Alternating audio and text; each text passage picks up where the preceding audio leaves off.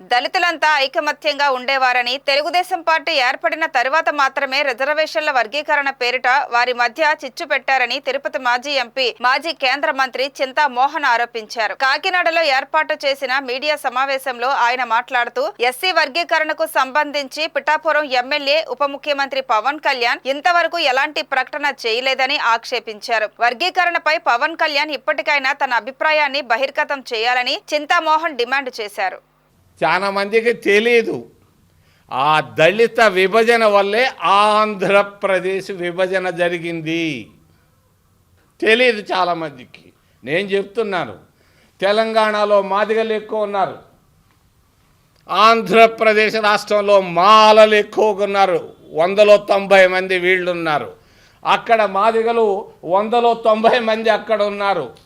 స్వార్థ రాజకీయ ప్రయోజనాల కొరకు ఈ వాళ్ళను, దళితులను, మాలా మాదిగలను విభజించడం వల్లే, వాళ్ళని ప్రోత్సహించడం వల్లే 1994లో కాన్షీరామ్ ఆంధ్రప్రదేశ్ రాష్ట్రంలో ఎంటర్ అయిన తర్వాత దీనిపైన ఆలోచనలు ఎక్కువైనాయి.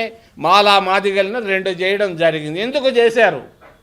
మరి 1993లో ములాయం సింగ్ ప్రభుత్వాన్ని ఏర్పాటు చేశాడు. ఎస్సీలు, ఓబీసీలను కలిపి కాక్షీరామ్, ములాయం సింగ్లు ఇద్దరు కలిసి చేస్తే ఆయన 93లో అది అయిపోయిన తర్వాత ఇక్కడికి వచ్చాడు.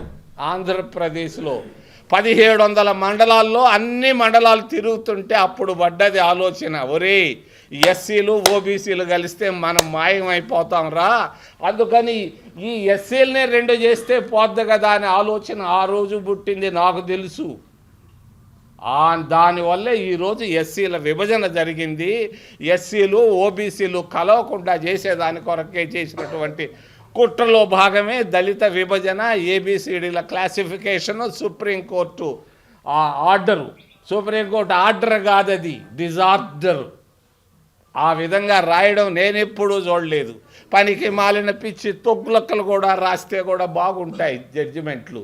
ఈ జడ్జిమెంటు అనాలోచితం. చేసినటువంటి జడ్జిమెంట్ ప్రకారంగా ఉత్తరప్రదేశ్ రాష్ట్రంలో పెట్టలేదు దళిత విభజన, మద్రాసు రాష్ట్రంలో లేదు, మరి కేరళ లాంటి కమ్యూనిస్టు దేశంలో లేదు, మరి ఆంధ్రప్రదేశ్ రాష్ట్రంలో ఎందుకని చంద్రబాబు నాయుడిని అడుగుతున్నా నేను సూటిగా. ఆయన ఎక్కడో దావోసులో ఉన్నాడు, స్విట్జర్లాండ్లో ఉన్నాడు. ఆయన అడుగుతున్నా నేను, ఎందుకు? పిచ్చి ఆలోచన కాదా? నీ స్వార్థ రాజకీయ ప్రయోజనాల కొరకు దీన్ని వాడుకోవడం తప్పు అని తెలియజేస్తున్నాను. ఆయన వేసినటువంటి ఏకసభ్య కమిషన్, మిశ్రా అనేవాడు మొన్న ఎక్కడికి 87 ఐఏఎస్ పాస్ అయ్యాడు. ఆయనకు అసలు అంటరానితనం అంటే తెలియదు. ఉత్తరప్రదేశ్ వాడిని తీసుకొచ్చి ఇక్కడ వేసి దళితులను విభజించు అని అంటే ఎక్కడా? ఏంటిది? చంద్రబాబు నాయుడు మా జిల్లా ఆయన కాకినాడకు వచ్చి నేను అడుగుతున్నాను, నేను ఎందుకు చేస్తావు? ఏం అవసరం? నేను చెప్తున్నా, హెచ్చరిక చేస్తున్నా. కాకినాడ నుంచే ఈరోజు ఈ దళిత విభజనకు వెళితే దేశ విభజన కూడా జరుగుతుంది. ఆంధ్రప్రదేశ్ రాష్ట్ర విభజన ఎలా జరిగిందో దక్షిణ భారతదేశం, ఉత్తర భారతదేశం అయినా కూడా ఆశ్చర్యం అవసరం లేదని తెలియజేస్తున్నాను. సున్నితంగా అందరికీ, రాష్ట్ర ప్రజలకే కాదు, దేశ ప్రజలు